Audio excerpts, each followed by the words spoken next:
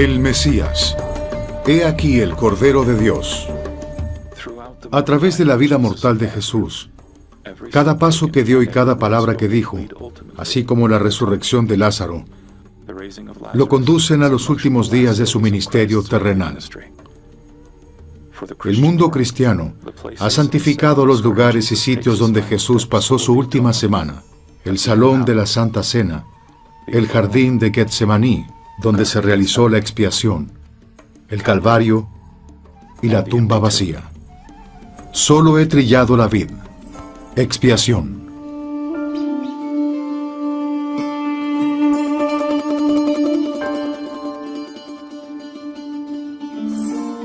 La tumba de Lázaro. Cuando Lázaro resucita, Jesús pronto haría lo mismo desde su propia tumba, observado por amigos y enemigos. La resurrección de Lázaro se convierte en una señal innegable del poder que este hombre tiene sobre la muerte y la vida. Para sus amigos, aquel fue un milagro jubiloso, y la multitud después cantaría: «Bendito el Rey que viene en nombre del Señor». Pero para sus enemigos, estos acontecimientos, seguidos por otra purificación del templo, se convertirían en la gota final.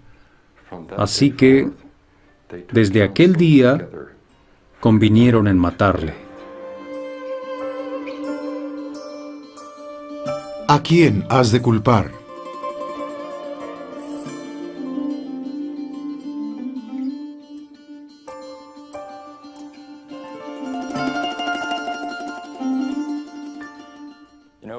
Es muy interesante lo que pasa a través de la historia. Varios grupos quieren culpar a otros por la crucifixión del Salvador y asegurarse que ellos no son culpados. Viendo esto, ciertamente, el pueblo cumple un papel. Está el Sanedrín o los gobernantes de los judíos, los romanos de hecho permiten su muerte.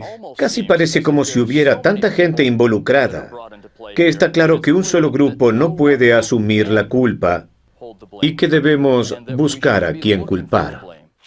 Este pasaje de Primera de Corintios capítulo 15, que tal vez sea el primer relato de la muerte y sufrimiento de Jesús escrito antes de los evangelios Mateo, Marcos, Lucas y Juan, Pablo escribe: «Porque primeramente os he enseñado lo que asimismo recibí». O en otras palabras, no les estoy diciendo nada nuevo, ustedes ya saben esto. Les estoy contando una historia que ya saben cómo, de acuerdo a las Escrituras, Cristo murió por nuestros pecados y que fue enterrado y al tercer día se levantó de nuevo. Si no somos cuidadosos, puede que perdamos el punto principal que Pablo da. El hecho de que Cristo murió, fue enterrado y resucitó, y aún más importante, es que esto ya se había profetizado. Cristo había sido preordenado. Los profetas y los sabios que vivieron durante el Antiguo Testamento sabían esto, y sabían que el Mesías, el Dios de Israel, vendría y haría esto. Pero además, y probablemente lo más importante para Pablo, es que Jesús murió por nuestros pecados de acuerdo a las Escrituras. Y no se trata de a quién debemos culpar, ni siquiera de cuándo exactamente fue que sucedió. Eso viene a ser importante para la parte histórica de los 4 evangelios. Entonces, la verdadera pregunta es, ¿por qué murió el Mesías? Así que cuando pensamos acerca de Getsemaní, pensamos que Él tomó sobre sí mismo los pecados del mundo. Allí empezó a sufrir culminando en la cruz. Pero cuando quiero hablar acerca de la culpabilidad, pienso en mí mismo. Es el sufrimiento por el pecado humano, por mis pecados, por mis transgresiones. Y como resultado, el Nuevo Testamento trata realmente el tema de por qué Jesús tuvo que morir y no tanto a quién culpar. Tomémonos un minuto para orientarnos un poco. Creo que lo primero que noto cuando miro este paisaje es que hay muchas colinas. Y, como vemos, algunas de esas colinas, algunas de las más importantes están aquí. Comencemos con el Monte de los Olivos. Obviamente este es el más sobresaliente, y cuando se empieza a bajar hacia el este, uno llega a un pequeño valle y luego sube nuevamente. Podemos pensar en Jesús estando en ese minarete, un poco más debajo de allá. ¿Lo ven? Ahí está el pueblo de Betania, ¿cierto? Sí, Betania es el hogar de María, Marta y Lázaro. Aquí es donde permanece Jesús su última semana de vida. Así que él hacía el viaje todos los días desde Betania hasta Jerusalén. Y al bajar un poco más, tenemos la iglesia de todas las naciones. Más abajo, cerca de la parte inferior de la colina, está el Monte de los Olivos. Y aquí es donde está el jardín de Getsemaní. Así que el arroyo de Kidrón atraviesa exactamente el jardín de Getsemaní. Entonces vamos a ir desde el Monte de los Olivos hasta Jerusalén. Empezamos con las paredes del área del antiguo templo, donde encontramos una puerta que pasa la pared aquí abajo, cerca al Monte Santo, llamada la Puerta de Dong. Uno sube a la puerta de Sión, pasando el portón de Sión. Al otro lado de la pared está la abadía de dormición, luego el edificio con la gran cúpula, y cerca de allá está el Salón de la Santa Cena, ¿verdad? Sí, es el lugar tradicional donde Jesús viene y se reúne con sus apóstoles para la última cena. La última cena.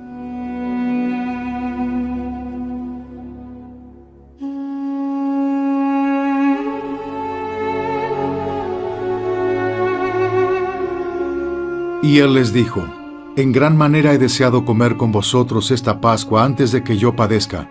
Lucas 22:15. Jesús fue muy particular al escoger el día de la Pascua como la fecha para la institución del sacramento.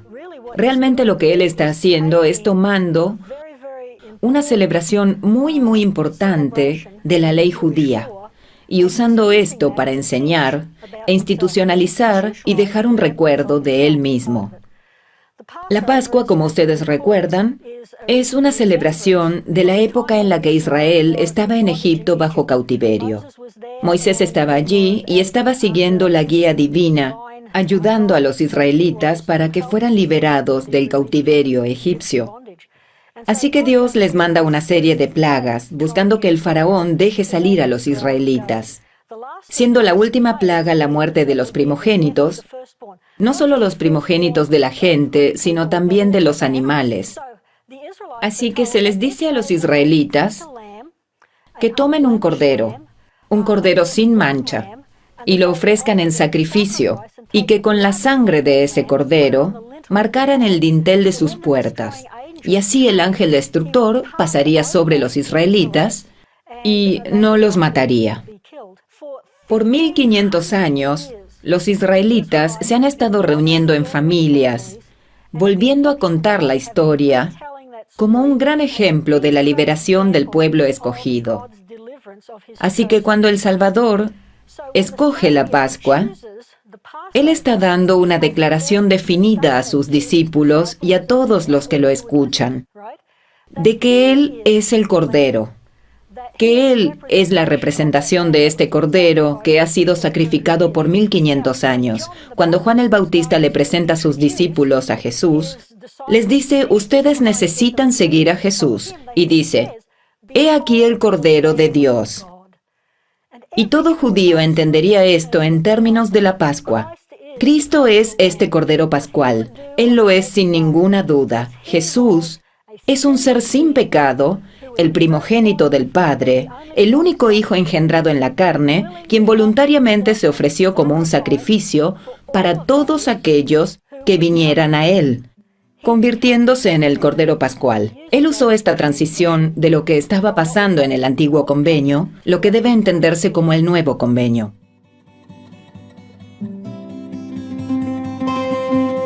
Y mientras comían, tomó Jesús pan, lo bendijo, lo partió y lo dio a sus discípulos diciendo: tomad, comed, esto es mi cuerpo. Y tomando la copa y dando gracias, les dio diciendo: bebed de ella todos. Me parece interesante que en el primer relato de la institución del sacramento no se encuentra en los 4 evangelios, se encuentra en el capítulo 11 de Corintios. Lo que ha estado pasando en Corintios es que han tenido problemas con el sacramento y Pablo les escribe para aclarar algunas cosas, y es aquí donde quiero hacer un comentario. En el versículo 23 él dice: porque yo recibí del Señor lo que os he enseñado. Las palabras recibir y entregar son términos técnicos. Formalmente les entrego lo que formalmente he recibido. Por supuesto, Pablo no estuvo allí durante la última cena. pero le informaron, ya sea por medio de los discípulos o aún del Señor mismo. En el capítulo 11, versículo 24, él repasa y habla acerca de lo que sucedió, y habiendo dado gracias, lo partió y dijo, tomad, comed, esto es mi cuerpo, que por vosotros es partido, haced esto en memoria de mí. Asimismo, toma también la copa después de haber cenado, diciendo, esta copa es el nuevo pacto en mi sangre. Haced esto todas las veces que la bebáis en memoria de mí. Una de las diferencias más significativas acerca de la historia de Pablo que encontramos en los 4 evangelios es el término en memoria, que la repartición del pan y el vino es en memoria de lo que Jesús hizo. Hay solamente otro lugar, y es en Lucas, donde realmente él usa el término en memoria. Lo que es interesante para mí, cuando vamos al relato de Tercer Nefi, donde Jesús instituye el sacramento entre los pueblos de las Américas, es que es muy claro en decir que esto es hecho en memoria. Lo significativo para mí en el primer relato del sacramento que tenemos en la Biblia, en Primera de Corintios, capítulo 11, es que en muchos aspectos es realmente más cercano al relato de Tercer Nefi que a los relatos de los evangelios. Esta es otra de las ocasiones en que creo que el Libro de Mormón nos ayuda a entender y a reconocer los acontecimientos históricos que suceden en la primitiva iglesia cristiana. Pero la última cena no fue solo una ocasión para enseñar, consistió también en una ordenanza muy sagrada que el Salvador efectuó, por lo menos para los apóstoles, el lavamiento de los pies. Ustedes recordarán la objeción de Pedro hacia el Salvador de lavar sus pies. El Salvador era demasiado importante y amado por Pedro para que él le permitiera lavar sus pies. ¿Y recuerdan la respuesta del Salvador? Pedro, si no me permites hacer esto, no tendrás parte conmigo. Y Pedro entonces dice, lava mis pies, para que así pueda yo ser parte de ti. La forma en que la ordenanza se hizo hace que aquellos que la reciben sean parte de Cristo. Así se sella su conexión con Cristo. Ellos serán de Cristo por toda la eternidad. ¡Qué enorme bendición!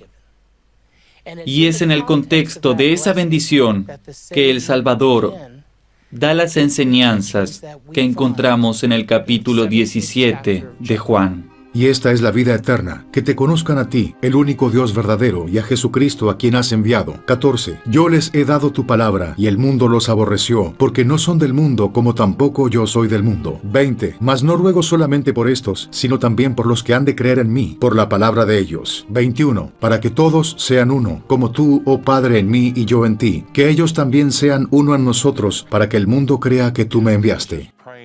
Jesús está orando diligentemente al Padre para que estos grandes hombres y mujeres, discípulos suyos, que tiene que dejar atrás, tengan suficiente consuelo, fe, protección y ayuda. Que ellos puedan en su servicio, en sus ministerios, acercarse a la unidad con el Padre. Y pienso que la parte más urgente y sensible de esta oración es su súplica de que ellos sean uno, así como nosotros somos uno. Yo pienso que la unidad es lo más importante por lo que él está orando, sabiendo sin lugar a dudas de las dificultades que ellos encaran. Él le dijo a Pedro, en esta trágica noche, que antes de que el gallo cantara, él negaría su relación o asociación con Cristo 3 veces. Así que Jesús sabía de las dificultades que ellos tendrían y aún así, su ferviente oración y tal vez la oración principal de ella, es que ellos tuvieran el consuelo y la unidad que les permitieran hacer lo que tenían que hacer como apóstoles.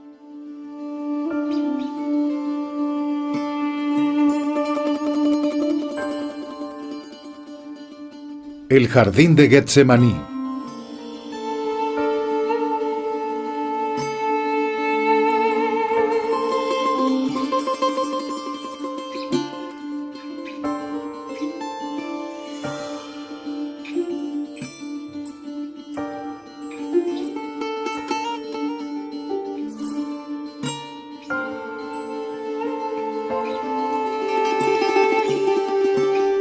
El jardín de Getsemaní.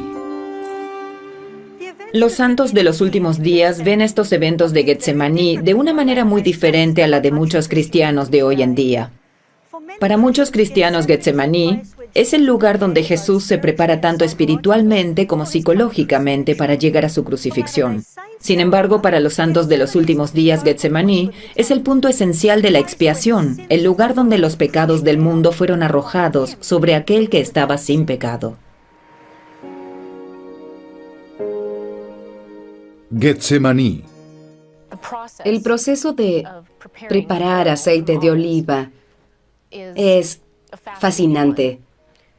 Cosechan las olivas, las ponen en un recipiente de piedra enorme y pasan sobre ellas una gigantesca rueda que las tritura y crea de las olivas algo llamado puré. Y en este estado, cuando las olivas son trituradas en este puré, están irreconocibles y el proceso aún no se ha completado.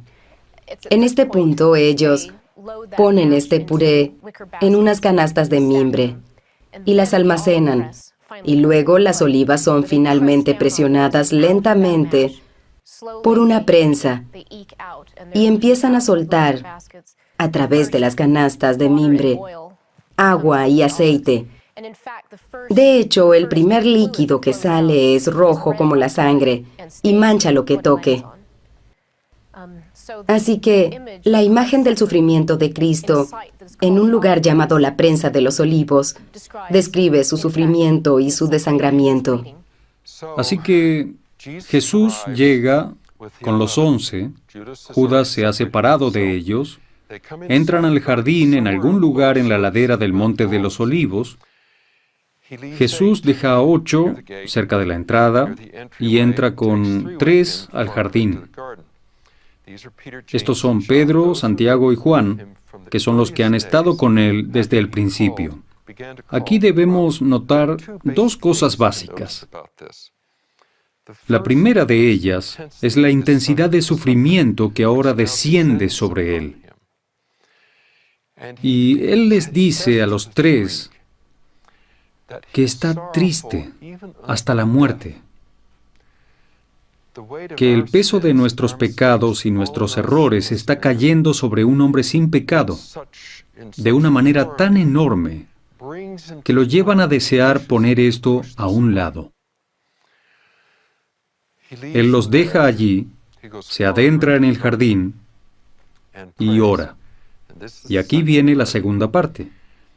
Cada uno de los evangelios sinópticos repite sus acciones en el tiempo imperfecto griego, que es el tiempo de una acción característica. Él solía hacer esto, ella solía hacer aquello, que también tiene que ver con acciones interactivas y repetitivas.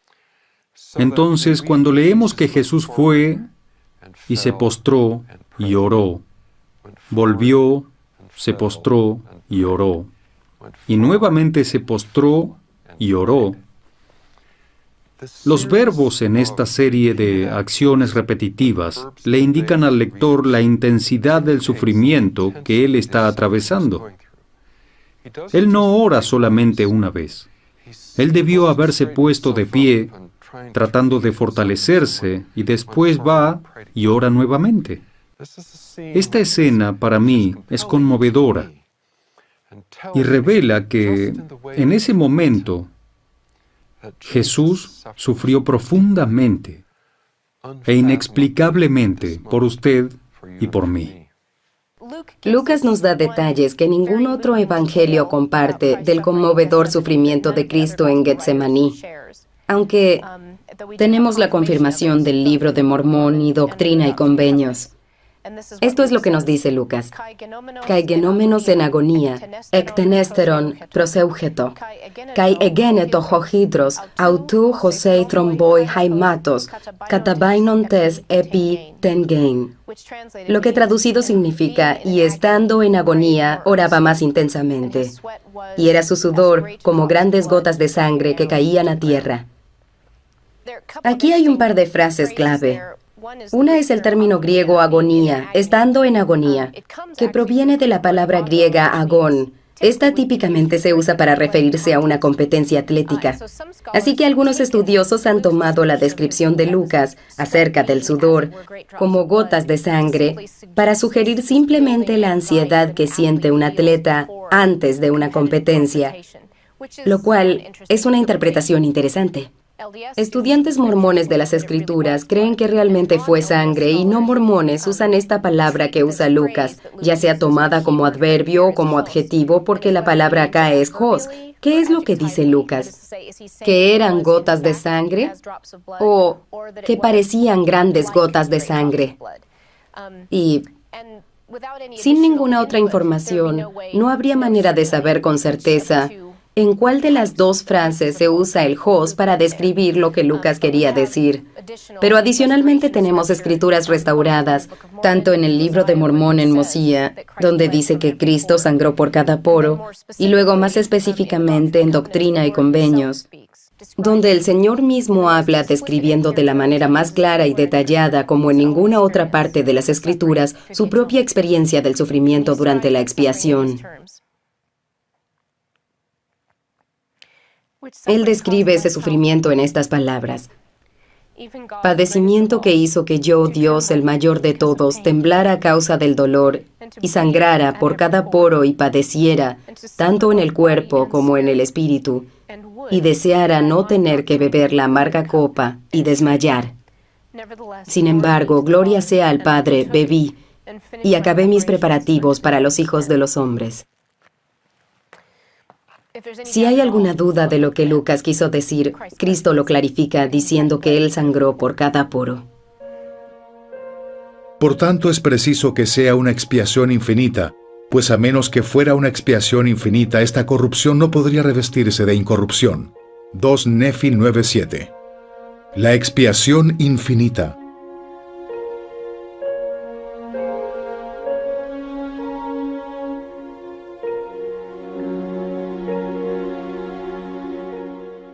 El libro de Mormón expande nuestro entendimiento de la naturaleza infinita de la expiación.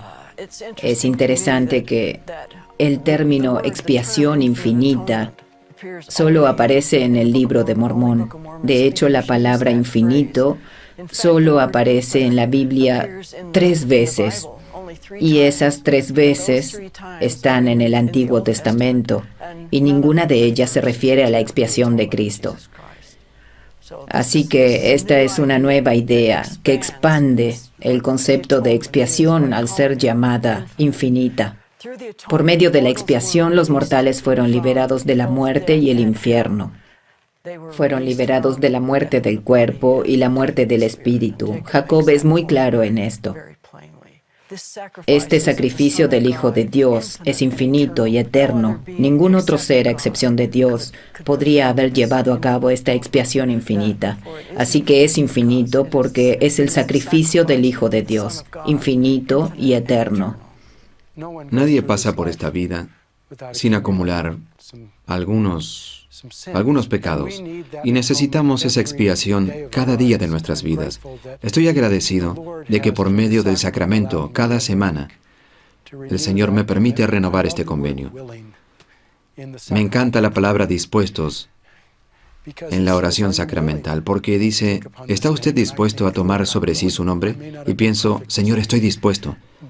Tal vez no fui perfecto esta semana, pero me comprometo por mi voluntad a vivir el Evangelio. Y la única manera en la que puedo hacerlo es porque el Señor se sacrificó Él mismo. Y la única manera en que puedo lograrlo es porque el Señor nos ha permitido unir nuestra fuerza a su fuerza para engrandecer nuestras aptitudes por medio de las suyas. Porque no solamente nos ha perdonado, también nos ayuda a hacer aquello que tenemos la capacidad de ser, pero solo con su ayuda. Y cada día siento eso. A veces esto es mucho para mí. Es simplemente muy difícil. ¿Cómo voy a hacerlo? Pero Él ha hecho esto posible por medio de su gracia.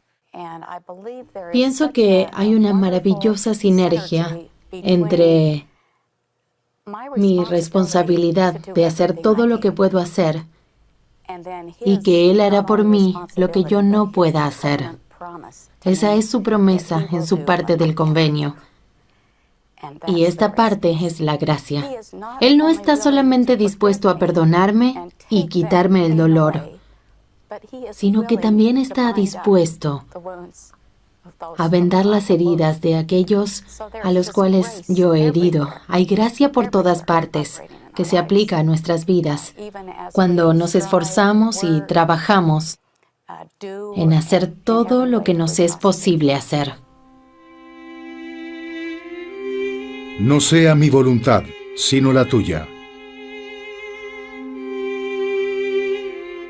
Y decía, Abba, Padre, todas las cosas son posibles para ti. Aparta de mí esta copa, pero no sea lo que yo quiero, sino lo que quieres tú. Marcos 14:16.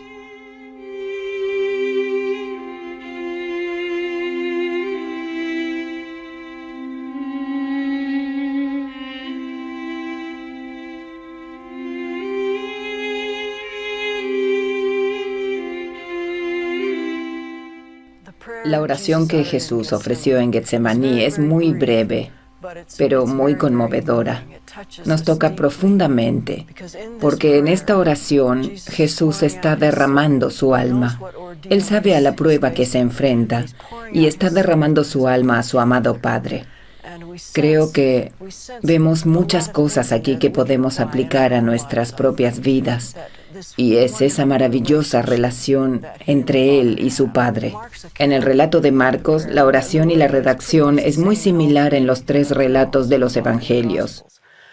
Pero Marcos agrega la palabra Abba. Jesús se dirige al Padre como Abba Padre. Esta es la clase de relación íntima que Él tiene con su Padre. Y algunos de nosotros sentimos en ocasiones que el Padre está tan distante de nosotros que difícilmente le hablamos. Aunque es apropiado el uso del lenguaje formal, le tenemos temor. Pero es necesario entender que Él nos ama y que podemos tener esta tierna relación con Él. Y Él está allí, preguntándole al Padre si podría librarlo de esto. Pero luego dice esas grandes palabras. Mas no sea mi voluntad, pero la tuya, no lo que yo deseo, sino lo que tú deseas. Él experimentó el dolor y la decepción y el temor al fracaso y el dolor del rechazo y la ansiedad, la nostalgia y el deseo de reunirse con los seres amados, para que nosotros tuviéramos alegría y belleza a cambio de cenizas. Él literalmente lo hizo porque no quería que tuviéramos un falso sustituto de la felicidad, no una felicidad cosmética o falsificada. Él quiere que tengamos la felicidad real de tener un amor perfecto como Él tuvo y nuestro Padre Celestial lo tiene. La expiación de Jesús es profundamente personal. Esto es lo que me transforma. Cambia mis deseos. Cambia mi naturaleza. Eso es la expiación de Jesucristo. Redime, rescata, eleva, ama, nos transforma en nuevas criaturas. La traición y el arresto. Judas, pues, habiendo recibido de los principales sacerdotes y fariseos una compañía de soldados y guardias, fue allí con linternas, antorchas y armas. Juan 18:3.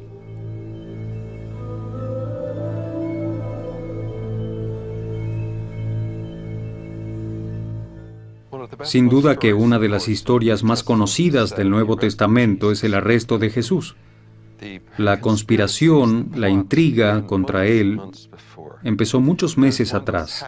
Una de ellas se fraguó en Galilea. Aparentemente, los conspiradores se encontraron los unos a los otros cuando Jesús sanó al hombre con la mano seca. Pero finalmente, llega el tiempo en el que Judas lidera el grupo en dirección en donde sospecha que seguramente Jesús y los 11 están. Cada uno de los sinópticos dice que Judas se acerca a Jesús para besarle. Tanto Mateo como Marcos dicen que Judas lo hizo. Lucas lo deja implícito. Realmente él no dice que Judas le besó.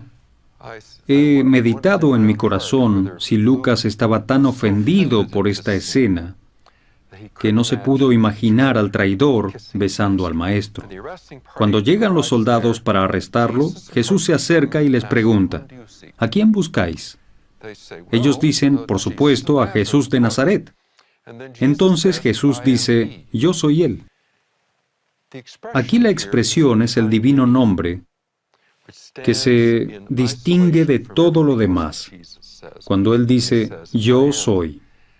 Y esta gente, que aparentemente ha venido con temor, imaginando lo que les podría pasar, empieza a retroceder, y uno de ellos tropieza con el pie de la persona de atrás, y todos ellos terminan en el suelo. Es de alguna manera jocoso, aunque por supuesto muy serio. Después de que se han levantado y recuperado, él les pregunta de nuevo, ¿a quién buscáis? Y ellos dicen a Jesús de Nazaret. Él nuevamente les dice, yo soy. Cuando Jesús fue arrestado en el jardín de Getsemaní, los apóstoles huyen aterrorizados. Ellos habían tenido una escaramuza con un guardia, y Pedro en particular fue señalado por algunas personas como el enemigo que había atacado a uno de los individuos que trató de arrestar a Jesús. Los apóstoles se sienten como presas de caza y no revelan su paradero, aunque continúan juntos aconsejándose, tratando de reorganizarse y analizando lo que ha pasado. Y por supuesto, desilusionados por el fracaso de sus sueños y planes, ya que ellos no entendían cómo se cumpliría la profecía en cuanto Jesús dijo que Él les dejaría. Así que lo arrestan, lo atan y continúan presumiblemente al valle de Kidrón, caminando hacia la puerta de la parte este de la ciudad, por donde ellos podrían entrar, y luego llegan a una escalera que conduce a la residencia de los sumos sacerdotes.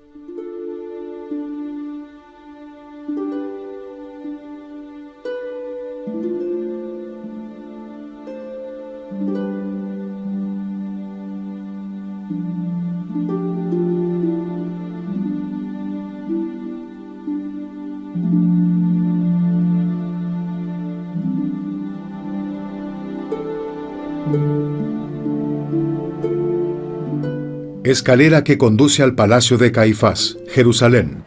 Luego de su arresto en Getsemaní, Jesús, ya exhausto, llega de nuevo al Valle del Cedrón y tiene que subir estos empinados escalones hacia el palacio de Caifás, el sumo sacerdote. Pedro y otro discípulo desconocido seguían de lejos a Jesús. Y allí, en el palacio de Caifás, mientras Pedro espera en la oscuridad, Jesús, el juez eterno, es juzgado ilegalmente por los hombres, en una audiencia nocturna, donde el veredicto se ha decidido mucho antes de que comenzara el juicio. Como Mateo lo explica, la ironía de todo esto es que algunos de sus jueces se habían reunido y consultado en este mismo palacio 2 días antes para poder tomarlo por sorpresa y matarlo. El juicio y la sentencia. A pesar de que los relatos de los evangelios nos pintan una escena dramática de los eventos de esa terrible noche, cuando Jesús fue traído primeramente ante las autoridades judías y luego las romanas, necesitamos recordar que ellos no nos dan una clase en detalles legales que realmente necesitamos para entender exactamente desde el punto de vista técnico lo que ha pasado. Ellos tratan de pintar una escena de una realidad terrible, de cómo el Salvador del mundo fue falsamente juzgado y abusado, y de cómo todos los involucrados, tanto los líderes judíos como los romanos, participaron en su errónea condena. Efectivamente, tenemos poca evidencia de fuentes contemporáneas de cómo los juicios judíos se llevaban a cabo en el templo del segundo período. Lo que tenemos es una gran cantidad de información legal, opiniones, memorias de cómo se hacían las cosas de una fuente posterior llamada Mishnah, que fue recopilada cerca de 200 después de Cristo. De muchas maneras esto puede reflejar las prácticas usadas en el templo de Jesús, pero de alguna manera pueden que no reflejen lo que realmente pasó. Para entender lo que pasó en el juicio de Jesús, pienso que debemos considerar que ellos estaban en un estado de emergencia. Ellos sentían que una crisis estaba a punto de suceder, y no una crisis de alguna clase de disturbios o rebelión, o que tal vez los romanos se fueran a disgustar y tal vez destruir el templo. Allí estaba Jesús, quien tenía el poder para calmar la tormenta. Él era Jesús, quien había levantado a Lázaro de la muerte, lo cual fue la gota final que empujó a los sumos sacerdotes a decir, ahora debemos tomar acción en contra de Jesús. Esta gente estaba asustada.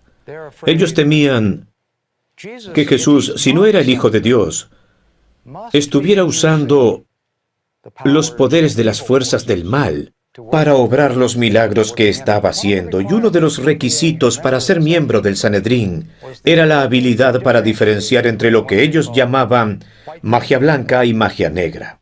Buenos milagros, buenas señas, lo mismo que Moisés mismo había hecho, que obviamente eran legítimas. Pero había además actos de magia negra y cosas que no deberían suceder.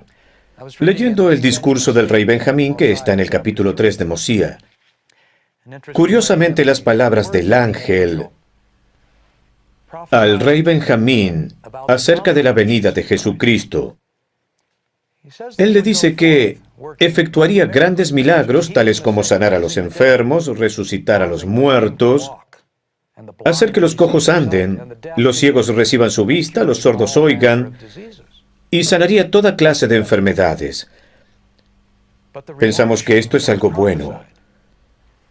Pero fue profetizado que aunque él hiciera todas estas cosas, aún después de hacer todo esto, lo considerarán como hombre y dirán que está endemoniado, que él hace estas cosas por el poder de Satanás, y lo azotarán y lo crucificarán.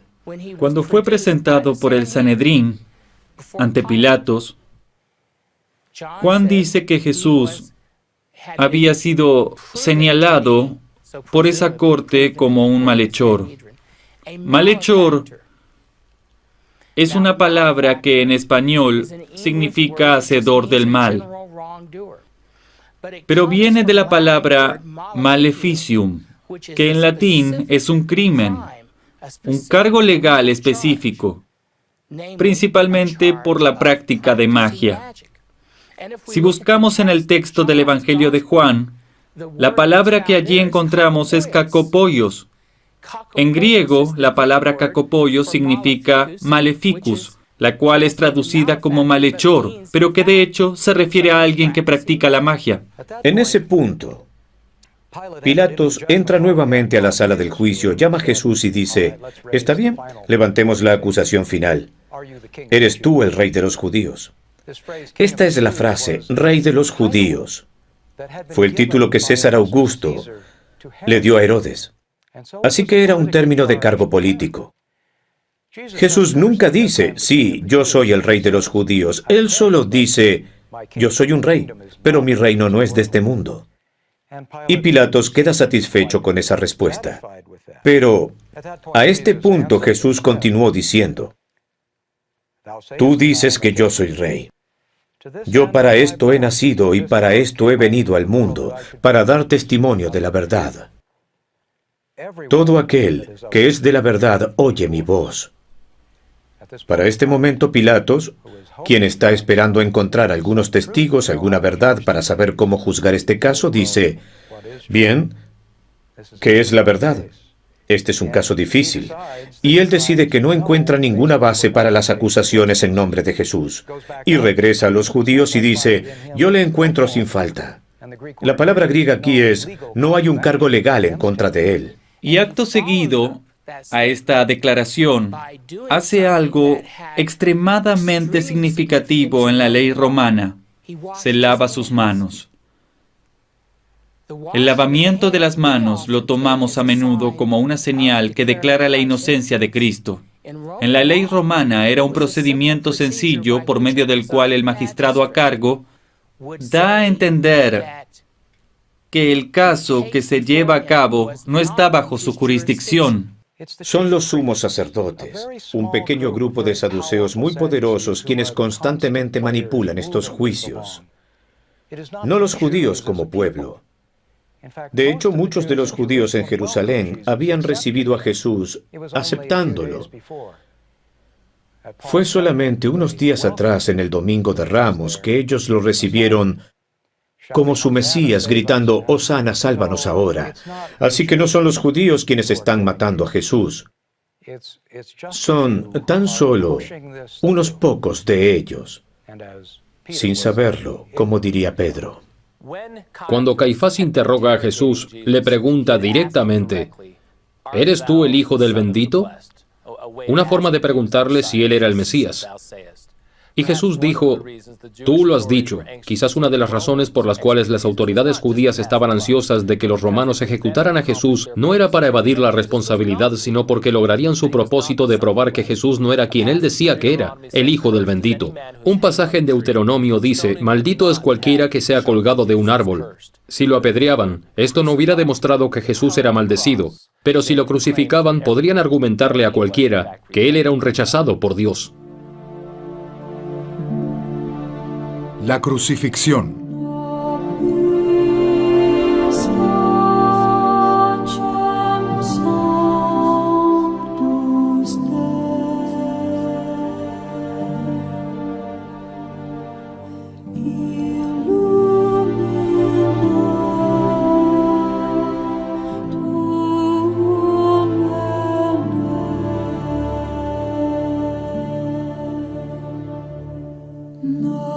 Pero ellos dieron voces, diciendo, crucifícale, crucifícale. Lucas 23:21.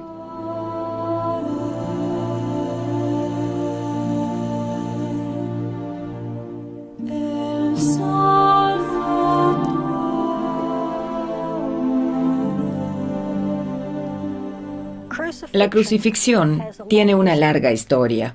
Era usada por muchas civilizaciones en el antiguo mundo.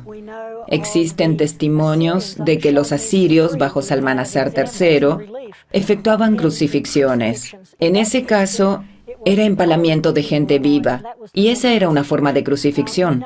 Sabemos que los judíos la usaron en un momento dado en contra de otros judíos, pero fueron probablemente los romanos quienes la perfeccionaron y la hicieron un arte de hacer morir a las personas. La crucifixión fue escogida porque era larga, lenta, dolorosa y una terrible muerte. Los romanos podían fácilmente matar a las personas de una manera mucho más económica, decapitándolos o haciendo otras cosas, pero ellos eligieron la crucifixión particularmente para aquellos que eran vistos como traidores, ladrones y cosas similares. También era una forma de afrenta pública. Además, los condenados tenían que cargar su propia cruz, ya sea la cruz completa o probablemente solo eran forzados a cargar el travesaño de la cruz y luego quedaban expuestos en áreas públicas por el tiempo que les tomara morir.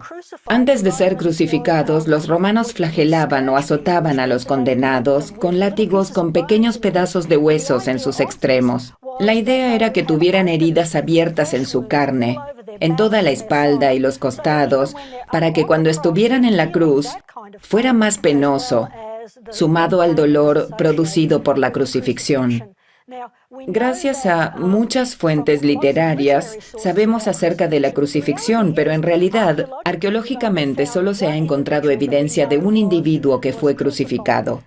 El hallazgo se hizo en 1968 al norte de Jerusalén. Encontramos los huesos de una persona, donde el clavo se encontraba aún en el hueso, en la caliza, que es el hueso del talón, el que va clavado en la cruz. La forma en que el clavo estaba allí indicaría que tenían un travesaño vertical. Probablemente los pies se colocaban a los lados y el clavo atravesaba el hueso más grande que encontramos en el pie para darle soporte. Seguramente algo ocurrió y este clavo se dobló. Así que cuando bajaron a la persona de la cruz, no pudieron sacarlo. Por lo tanto, continuó en el hueso. Así sabemos cómo fueron crucificados.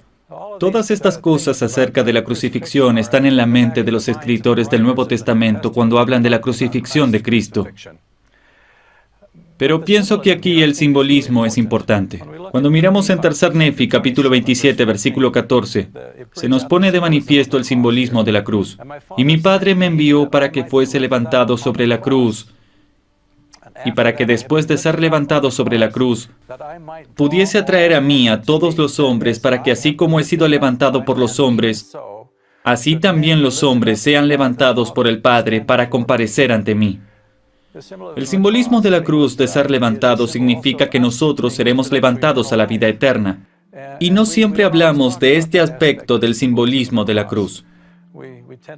Tendemos más a concentrarnos en los detalles desagradables y el carácter despreciable de la cruz. Quiero decir algo más acerca de la crucifixión. Sabemos, gracias a la lectura de un pasaje en Josefo, que se puede sobrevivir la crucifixión.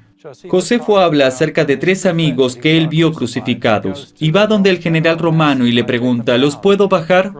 El general romano dice, por supuesto, bájelos. Y a pesar de los mejores cuidados, Josefo nos dice que 2 de ellos murieron, pero uno sobrevivió. La muerte por crucifixión no es inminente, y yo creo que este es un elemento básico de lo que aquí está pasando, porque realmente nadie mató a Cristo, como Abinadí lo explica en Mosiah capítulo 15.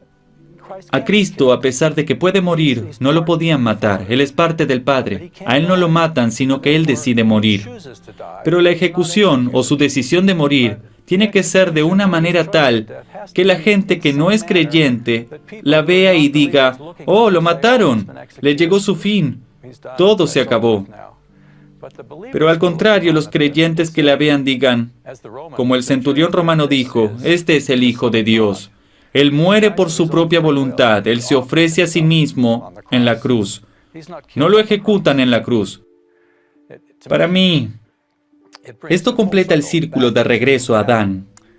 Porque Adán, con su libre albedrío, escogió la muerte espiritual para ser capaz de crear la vida mortal. Jesús libremente escoge su propia muerte física para crear la vida espiritual.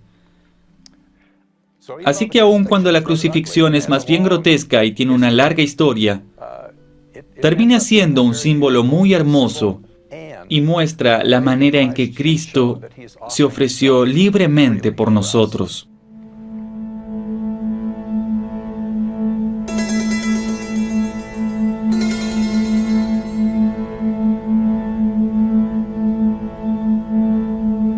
Gólgota. En las afueras de las murallas de Jerusalén se localizaba el lugar de las ejecuciones romanas llamado el Gólgota.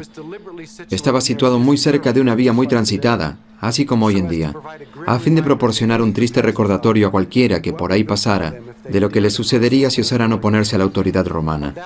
Esa mañana de viernes de hace unos 2000 años, Jesús muere en la cruz y es colocado entre 2 ladrones comunes. Con la mayoría de los apóstoles ocultos, lo que sucedió en las últimas horas de la vida mortal de Jesús fue presenciado casi exclusivamente por mujeres. Y lo que ellas oyen y ven, aún hasta el más mínimo y atroz grado de detalle, es el cumplimiento de una profecía. Todo se ha cumplido.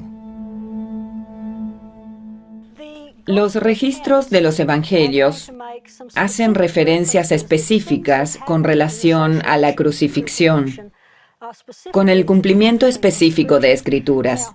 Mateo hace referencia al cumplimiento de la escritura en lo referente a las rasgaduras de las vestiduras y a la apuesta de su capa. Esto es algo que se espera de Mateo, porque a través de su evangelio él hace un énfasis especial cada vez que Jesús hace algo significativo, para decir esto es el cumplimiento de una escritura o esto es el cumplimiento de lo que cierto profeta ha dicho. Y lo entendemos por el hecho de que su audiencia es una audiencia judía, y esto les ayuda a ver la conexión entre el Cristo del Nuevo Testamento y el Mesías del Antiguo Testamento.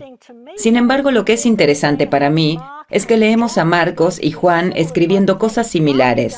Marcos va a hacer referencia a que el hecho de que Jesús fue crucificado en medio de ladrones es el cumplimiento de una profecía. Ahora, lo que es interesante acerca de esto es que Marcos está escribiendo para una audiencia romana, una audiencia que no está familiarizada con la Biblia hebrea, las profecías y cosas similares, pero Marcos, sin embargo, quiere hacer notar que esto es el cumplimiento de una profecía. Lo mismo hace Juan cuando habla de Jesús, quien estando crucificado en la cruz dice, «Tengo sed». Nuevamente Juan dice concretamente que esto es el cumplimiento de una profecía.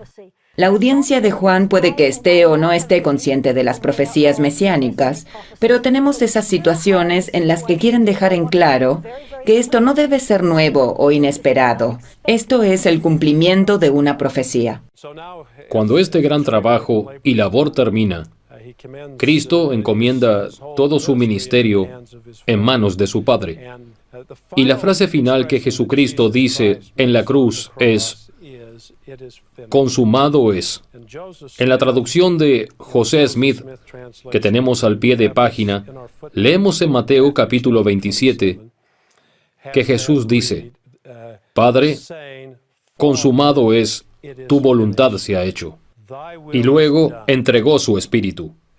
De esa manera lo que hace es unir la historia de principio a fin. Ahí es donde, en un sentido muy real, su ministerio mesiánico comienza cuando Él se levanta y le dice al Padre en el consejo preterrenal: iré y haré tu voluntad. Ahora he completado esa tarea. He hecho tu voluntad. Y así es, simplemente une todo el plan de salvación en uno solo. Todo este sistema de ¿a quién mandaré? Y ya he cumplido la misión, la labor. El sepelio.